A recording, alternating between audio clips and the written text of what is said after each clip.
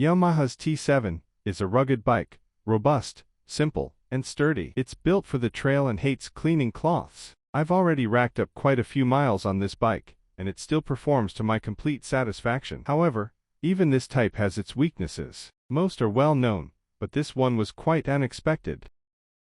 And although I'd occasionally seen something similar on YouTube, I still had faith in the rigid component. Perhaps I was tempting fate, knowing in the back of my mind that it would happen to me someday.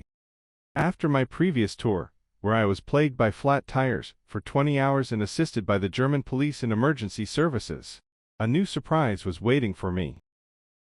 Have you ever experienced this? You're attaching your panniers to your bike for another ride, and your side stand breaks. The bike falls to the ground, and you have to get help to get it back up. The T7 is widely praised for its durability, and is used as a rugged bike, but it does have some flaws. Several brands have weak construction in this regard, but I experienced this myself. The side stand broke off unexpectedly while I was saddling up, and the bike ended up on its side. With some help, I was able to get going again later, but actually, I was quite lucky. Could also have broken off while I was dismounting and mounting the bike. That could have resulted in serious injury. Once home, I inspected the remains of the broken part. It was a brittle fracture. Aluminum doesn't warn, it breaks instantly. I could also see that the fracture had already occurred on the switch side of the hinge. There's a notch right where the safety switch is operated by the kickstand. A fair amount of corrosion was already visible on the fractured surface. At that point, the load became too heavy for the side stand.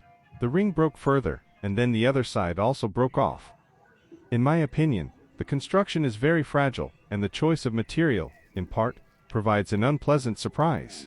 This is dangerous, and I will definitely not install the original kickstand again.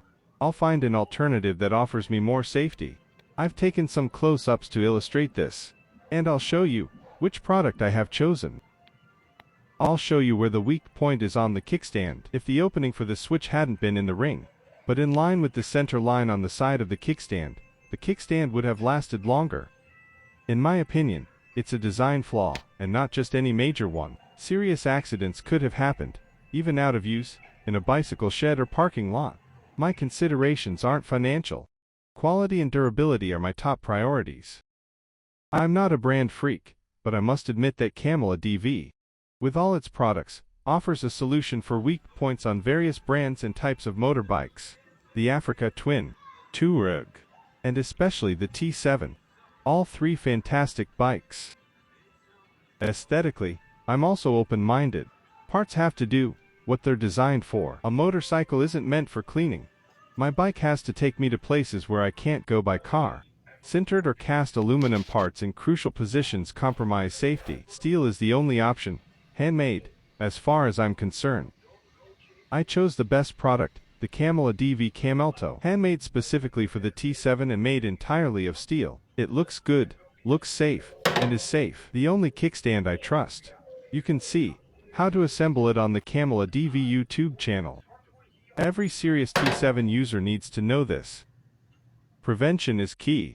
Safety comes first. You've been warned. Thanks for watching, and drive safely.